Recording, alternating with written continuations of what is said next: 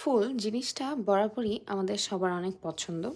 এটা সবাই খুব বেশি একটা চিনে না, অনেকে খায় না। সো ফার্স্টেই আমরা একটা ব্যাটার তৈরি করে নিই।